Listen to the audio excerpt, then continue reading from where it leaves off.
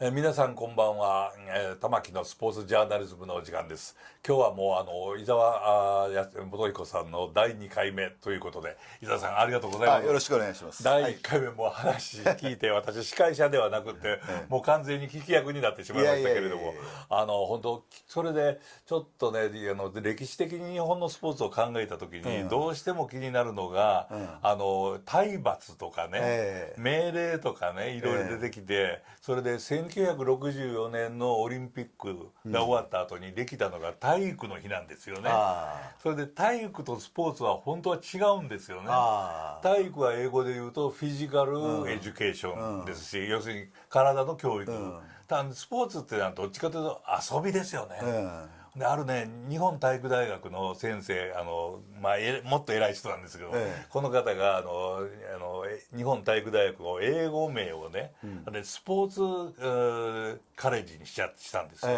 だから日本語もね、スポーツにしなさいよって言ったら、その方が「いやスポーツって入れたらセックスまで入っちゃうからダメなんだ」って言ったんですよね。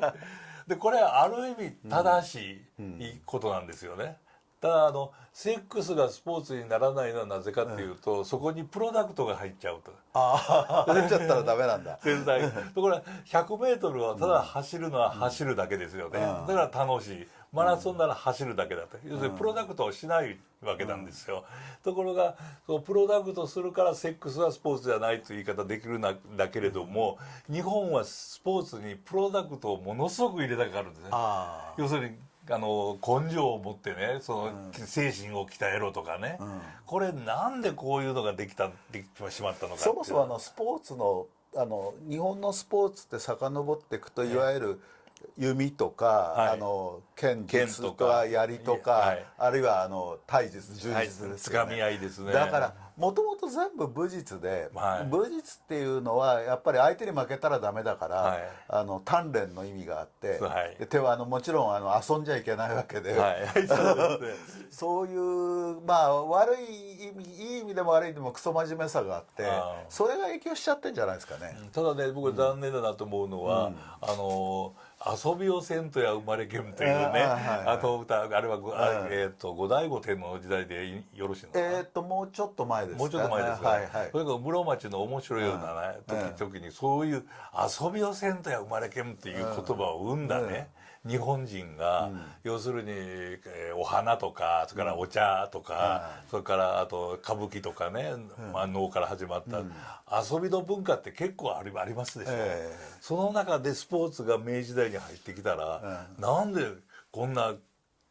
堅苦しくなっちゃったのか。やっぱり軍隊ですかね。そうで、遊びをせんとではっていうのは、貴族文化の最後の花みたいな感じで、その後武士が日本を仕切る時代なんですよ。で武士っていうのは戦士だから、どうしてもストイックで、遊びというよりは戦うっていう。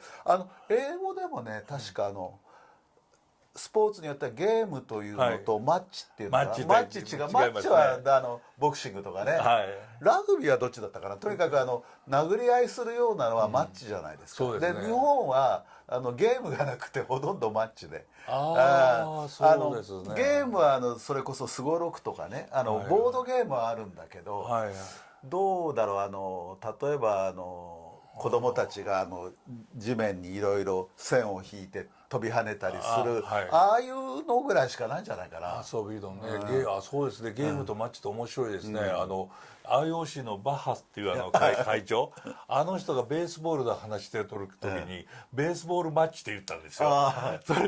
これでやっぱりゲームを知らないあの人フェンシングですからね。だから多分マッチって言っちゃったんだろうなと思うんだけれども、そうか、日本人にはそのマッチの方の伝統といいますか、それあって、でずっとあって、しかも明治っていうのは諸外国、特に欧米列強に対して日本もきちんとやらないと負けるぞみたいなんだから、で余計そうなっちゃったんじゃないですかね。それ以外になかったのかな。というのは一橋大学に後なる学校のサッカー部のなんていうか部誌みたいなのがあるんですけど、そこにね、なぜサッカーをやってるかというと、一丁断った時に力を発揮するためだと。要するにその一丁断った時っていうのはもう完全に戦争ですよね。だからその戦争に備えるためにサッカーやってるんだみたいなことが書いてあって、やっぱり戦前はそれしかなかったところが戦後にも残っちゃったんですよね。それが大学の体育会系とか、なんかそういう世界の中に残ったのかなという、ね、まあイギリス人はやっぱり帝国主義で軍隊きちんとしなきゃいけないっていうんで、はい、特に貴族はエリートで戦場に行かなきゃいけないんで、はい、まあ僕個人のゲームとマッチの見分け方っていうのがあるんですけど、それ思い返してください。雨が降ったら中断するかしないか。ああ、ちょっと待って、ラグビーは中断しない。サッカーもしない。野球は中断する。だからゲームだから遊びだからね。まあそういうのところが戦いに行ったとして、じゃあ雨が降ったらやめるかってやめないでしょ。チャンスかもしれないっていうね。だからそういうことだと思うね。だからマッチという方の戦いの鍛錬の意識が強く残ってるのは雨が降っても中断しないってことだと。面白いなそれ。ちょっとそれいただき今度エッセイに書こうかな。マルシー伊沢元彦で書きますんでよろしくお願いします。面白いですねそれは。でも日本でその1964年に東京オリンピックやったと、その後体育の日が残っちゃったんですね。ほんで2020年にオリンピックやるときに、私がもうなんとかスポーツ議員連盟の皆さんにね、スポーツにしなさいと全部、というふうに言ったんですけど、ひょっとして体育という言葉を残して昔は体育なんかやってたんだよなっていうのが残った方がいいのかなって今ねちょっと反省してるんですよ。いやまあだから日本のなんていうのかなスポーツが本来ゲームであったものが、マッチになっちゃって、鍛錬になっちゃってやっぱ高校野球ですよね。そうですもう完全にそうですね。特に真夏の炎天下でやるっていうのがね。ちょっとほんの宣伝をさせてもらいたいですがこれ私も読みました。ありがとうございます。もう夏の甲子園はいらないという本ですけれども、結構取り上げられたところもあるんですが、もう沈黙された部分を送って誰もこれを取り上げないと。やっぱりね、まあ高校球児の健康第一に考えるんだったらね、例えば京セラドームでやればいいわけですよ。それで済む話なんですけど、やっぱり利権とかいろいろあるからね。いや利権ってあれで太陽が当ててないとダメなんですって。ダメなの？だって下手ですからみんな。その中で汗かいて暑くって泥まみれになっているから下手なプレーでも見ることができるわけですね。そうなんだ。ね、だからそれをもっと整ったところでやると下手さが見えちゃうからダメなんだって言った高校野球の関係者がいて、これはある意味なんか鋭い意見なんだけど、そんなことまでしてやる必要ないじゃないかと。まあ教育だとか言いますけどね、だから僕逆に教育だと言うならば、松井秀喜の全打席敬遠させた監督いたでしょ。いましたね。ふざけるなって。要するにお前の力では松井を抑えられないかもしれない、でも当たって砕けろだっていうのが教育じゃないですか。教育ですね。教育逃げることを教えてどうするんだって。そうですね。そもそも2000校4000校ぐらいある学校のうち1回やったら2000校がなくなるっていうのがそもそも教育的じゃないですけれどもね。ただ高校野球の人気はすごいですね。例えば今年なんかでも選抜ありましたよね。あそこで驚いたのは選手宣誓、高校野球は皆さんって高校野球は好きですかって言ったんですよ。それ高校生の言う言葉かっていうね。これ多分ね高校野球を昔作った人やなんかが聞いたら、絶対にこれ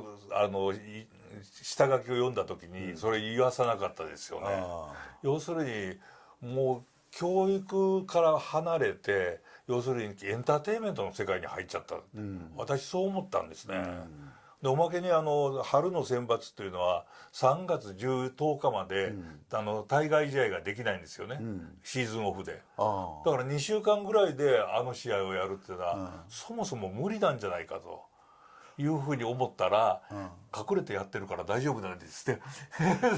もともと朝日新聞が甲子園を使おうっていうこともあって、で夏は休みだからいいだろうってことで始めて、で毎日が真似したんでしたっけ？毎日は真似というよりも空いてるところに毎日がやったっていうのが選抜。春休みがあるじゃないかって。そうですね。そうですね。でまあ確かに昔の真夏っていうのは今ほどひどくはなかったんだけど、それでもね、去年だったかな、中継やってた時はあまり大笑いしてね、思わずね、テレビの画面を撮ったんですけど、上の方に「本日は高温で熱中症に注意しましょう」それで野球やってんだ、炎天下の中継やってるってどういうことですかこれ。じゃああれは私もねいろいろ文章に書いたりね。でも笑うことですよね。笑うことですよ。あれもう抗議するとか、なんか異議を唱えるとか、そういうことを超えてますよね。それにまあ笑うべきことなんだけど、一面ね本当に熱中症で倒れてそのまま死んじゃうような高校球児が出たらどうするんだって、ね、そこまでいかないとわからないのかもしれないけど、それの延長として私見ているのは、今年のドジャースの東京シリーズなんですよ。ああそうなんですか。あれみんな喜んでますよ。大喜びしてますよ。大喜びしてます。日本人が5人も出ているって、あれはっきり言うと日本のプロ野球の市場嵐、マーケット嵐ですよね。絶対本当は日本のマーケットを考えたら、俺たちのマーケットを荒らすなよと、でおまけにアメリカにいっぱいいい選手を取られてるわけですよね。それの対抗をどうしたらいいかっていうのをね、もう2002年だから今から25年前ぐらいに、それの対抗措置を言ってる人がいるんですよね。それはなんて名前がねこの頃すぐにね出てこないっていうのは情けなくなっちゃったんだけれども、山本栄一郎さん、日本のアマチュア野球界のドンと言われる有名な方ですよね。ものすごい有名な方です、山本栄一郎さん。この方が要するにこの方ね、そもそも WBC が生まれる前に、スーパーワールドシリーズというのをアメリカと組んでやることに決めてたんですよ。そうなんだ。ところが9.11 が起こっちゃったんですよね。そうなんだ。それでもうできないよって通知受けて待っていたら、急に WBC が生まれたというんで怒ってた人なんですけどね、この方が2002年にアメリカのメジャーリーグに対抗するにはオーストラリア、台湾、日本、韓国、中国でウエストパシフィックリーグを作りなさいということを言ってるんですけど、全くプロ野球が動かない。安全な商売というか、あれでも昔そういうのありましたよね。グローバルリーグでしたっけ？グローバルリーグって発想としてはありましたけれども、でもなかなかそれがならないっていうのはね、やっぱりプロ野球っては名ばかりの企業野球ですから、そうですね。ですからそこのところがねもうどうしようもないのが、その朝日新聞、毎日新聞の高校野球からつながって読売新聞のプロ野球になっていると、これどうしたらいいんですかね。J リーグは割と地域密着でやってますよね。これ山本栄一郎さんが J リーグのようにしないとダメだって。そう僕もそう思いますよね。やっぱりそうですよね。どうしても企業のもともと読売とか中日とか毎日とか新聞社が始めた、あと電鉄会社ですよね。阪神、南海に私鉄もあったし、近鉄もあったし、そうですね。企業の賑やかしとして例えば沿線に球場を作って、そうすれば地価が上がるだろうみたいな、だから赤字でも構わんみたいなね。いやあれね公益事業なんですよ。そうなんですか。要するに公益企業しか持っちゃいけないっていうのが最初に新しいだから鉄道と映画と新聞だからその後戦後に太陽漁業が入りますね。あれは捕鯨だから反公益企業だと。要するに国策のクジラ取りだと。太陽ホエールズってあったんだ。だから公益企業ばっかりの中に、昭和あれは何年になるのかな、40何年かにロッテが入ってくるんですね、初めて。あれ大問題だったんですよ。私企業はむちゃくちゃ利益のためにするだろうということを言われて反対されたんですけど、実は関係ないんですよね、株式会社も公益企業も。それで今では別に私企業が入るのが平気になったと。でむしろ新聞社の方が自分の好き勝手なことをやってるというようなのが現状なんですけどね。ただまあJ リーグのようにチーム名にはね、日本ハムとかロッテとか入れないでほしいですよね。でまあ胸に出すぐらいはしょうがないけど、まあね、でも本当ね J リーグのようにならないのかって言ったら、これ言い出したらそれが私の最後の仕事かなというふうに思ってしまうぐらいになるんですが、これはできるでしょうかできないでしょうか。